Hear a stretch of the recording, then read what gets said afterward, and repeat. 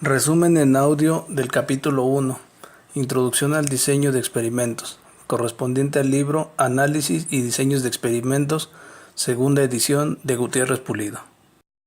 El diseño de experimentos hoy. En el campo de la industria es frecuente hacer experimentos o pruebas con la intención de resolver un problema o comprobar una idea, conjetura o hipótesis. Sin embargo, es común que estas pruebas o experimentos se hagan sobre la marcha, con base en el ensayo y el error, apelando a la experiencia y a la intuición, en lugar de seguir un plan experimental adecuado que garantice una buena respuesta a las interrogantes planteadas. El diseño estadístico de experimentos es precisamente la forma más eficaz de hacer pruebas.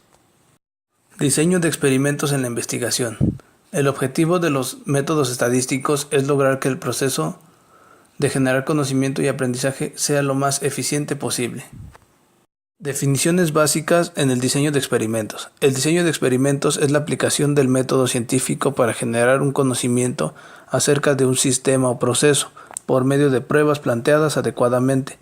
Esta metodología se ha consolidado como un conjunto de técnicas estadísticas y de ingeniería que permiten entender mejor situaciones complejas de relación causa-efecto.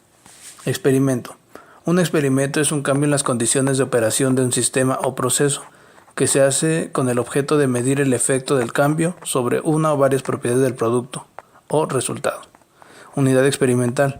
La unidad experimental es la pieza o muestra que se utiliza para generar un valor que sea representativo del resultado del experimento o prueba. Variable de respuesta. A través de esta variable se conoce el efecto o los resultados de cada prueba experimental, por lo que pueden ser las características de la calidad de un producto o variable que miden el desempeño de un proceso. Factores controlables. Son variables de procesos o características de los materiales experimentales que se pueden fijar en un nivel dado. Factores no controlables o de ruido. Son variables o características de materiales y métodos que no se pueden controlar durante el experimento o la operación normal del proceso. Factores estudiados. Son las variables que se investigan en el experimento respecto de cómo influyen o afectan la variable de respuesta. Niveles y tratamientos. Los diferentes valores que se asignan a cada factor estudiado en un diseño experimental se llaman niveles. Una combinación de niveles de todos los factores estudiados se llama tratamiento o punto de diseño. Etapas en el diseño de experimentos.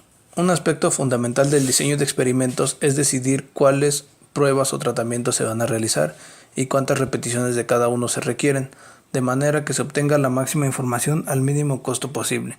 El arreglo formado por diferentes tratamientos que serán corridos. Planeación y realización.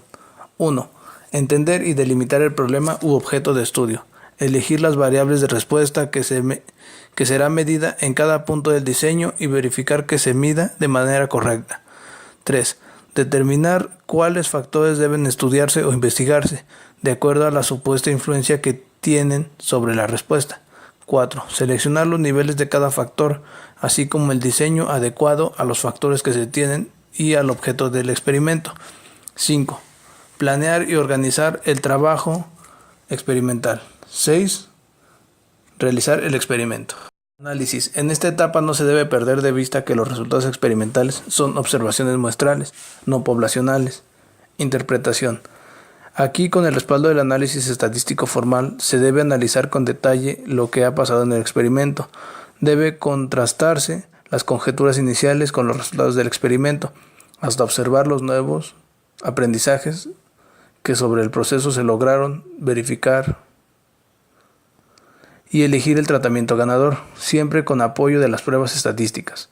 Control y conclusiones finales. Para concluir el experimento, se recomienda decidir qué medida implementar para generalizar el resultado del estudio y para garantizar que las mejoras se mantengan. Además, es preciso organizar una presentación para difundir los logros. Consideraciones prácticas sobre el uso de métodos estadísticos. El conocimiento no estadístico es vital para utilizar los métodos estadísticos en general y los diseños de experimentos en particular.